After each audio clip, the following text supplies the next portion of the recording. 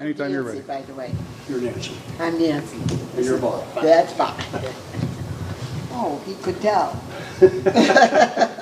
I'm with Nancy and Bob Hodgson, who were instrumental in the original Duece that raced at the Oswego Speedway, starting way back in 1964. Bob, you were on the, not only on the crew, but it seems to me like your name was mentioned in winning races. Yeah, well, I drove some race cars myself, and that was one reason that Ronnie decided to use my name when he didn't want USAC to know that he was running other races. Did everybody think it was you, or did they know better? Pardon me? Did they think it was you, or did they know better?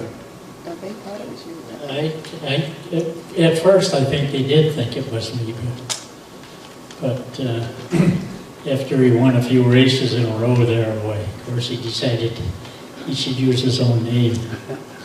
And he continued to do that the rest of his career. And Nancy, what was your involvement in this, other than probably bringing food to the track? Well, no, I used to bring food to them when they worked every night until 10 o'clock or so. Tube steak and fried egg sandwiches were their favorites. I did a lot of driving because they worked so many hours that they would be too tired to drive, so I ended up being the chauffeur for the car in the early days. How did you feel about all that, getting started in that and being such a big part of the crew? Oh, I loved it. We were a big family. We were just all a family, you know, and the story about them taking tape measures and straight edges and chalk and drawing out a frame on the floor of Howard's parents' garage is actually true. And I was there that night. I could hold the straight edge. Well, good for you. And what did you do during that, Bob? What did I do then? Well, of course, Howard came up with the design of the new car, and we just started getting materials together to get it built.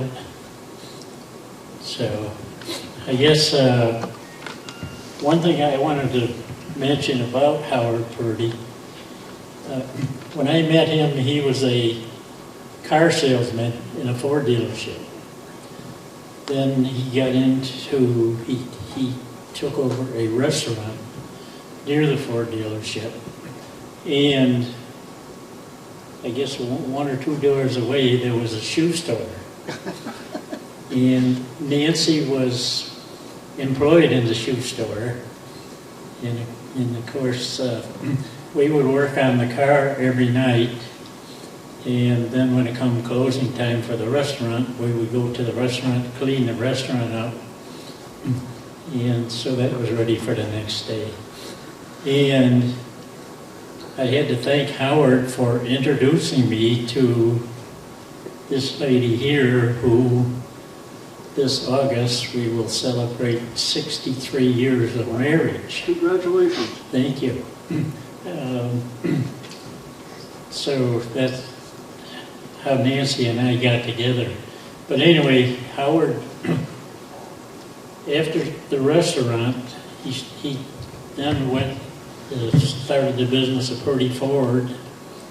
Then he had a Campland RV business and a Z-Bar rust proofing business.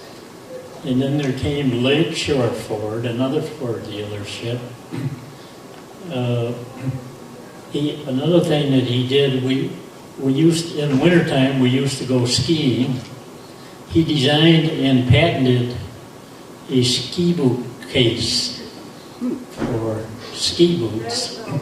And I think because he had so many things going on, he never got the opportunity to market it. And then besides all those things going on, Howard and Mary had a hobby farm where he had registered cattle and he had horses. And with all these things going on all those years, Howard actually built 56 race cars. during his career, so he was a pretty busy person. And in the later years of our racing, when people talk about we didn't run the total seasons, and of course with all that stuff going on, that was a reason for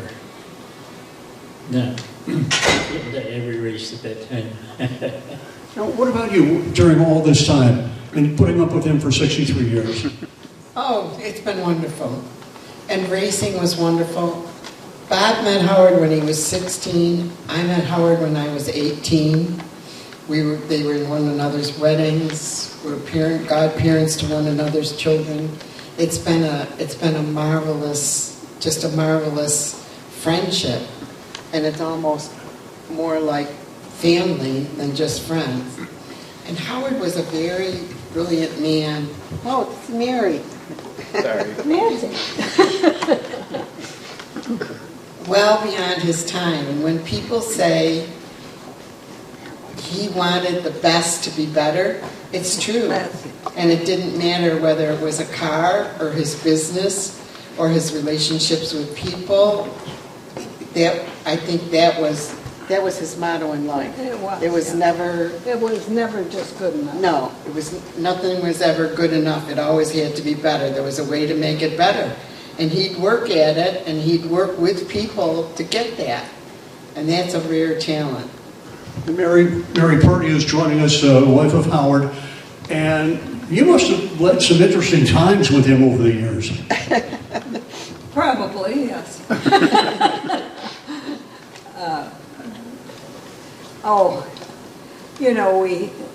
There were always, there was the race car, and then after our children came in, that sort of went, I think he wouldn't have wanted his son to drive. Right. And so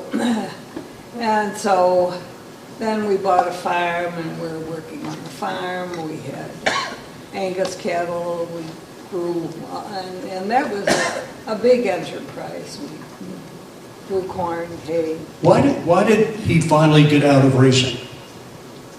I think he really didn't want his son Chris to get it. Howard didn't really drive, but he wouldn't have wanted his son to drive. Too dangerous?